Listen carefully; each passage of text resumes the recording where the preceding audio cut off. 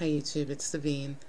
I bring you this story, and it came back from December 5th from utsandiego.com, and I kept it because I was wondering if anybody was going to say anything else about it, but um, just kind of convenient that um, investigators come up with a witness to this man's death as he wanted to commit suicide by cop. But it says, man shot by cop spoke of suicide, investigators say. So hours before this East County man, Anthony Osorio, 27 of Crest, was fatally shot by Highway Patrol officers on um, back on Sunday prior to this, that he talked to a friend about committing suicide by cop. Now, family members said that Anthony was devastated by um, the suicide of his 23-year-old brother Andrew back on September 18th. Their father, Ted Osorio, said that this man would have never copied his brother. He also said that Anthony had specifically said that if his brother had known what it would do to his family, that he would have never committed suicide, which is true.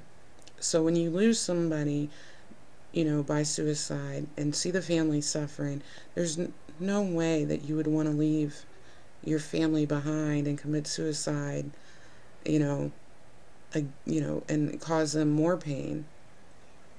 So the family is questioning um, the shooting and want a full investigation, and they should demand a full investigation because these cops will probably get away with it, but they need to find closure. And it's sad, but they're questioning as to why the officers fired repeatedly. And the police, I guess, believe that the bullets are going to expire. Um, so they're using them up, and they're making an example out of the citizens. And they fired at this man 33 times, but he wasn't holding anything in his hand, and he was not armed in no way. But the three officers involved said that he had made a right-handed gesture, simulating bringing a firearm from behind his back. So in fear, they fired at him. And again, 33 rounds is excessive and a bit much, after you realize that there's nothing in their hands. And even if that was the case, wouldn't you want to shoot them in that particular arm, shoot them in the leg, get them down? You don't have to kill them. But three officers unloaded 33 rounds, and 18 struck this man. The father does go on to say, you think that's not excessive, 33 rounds?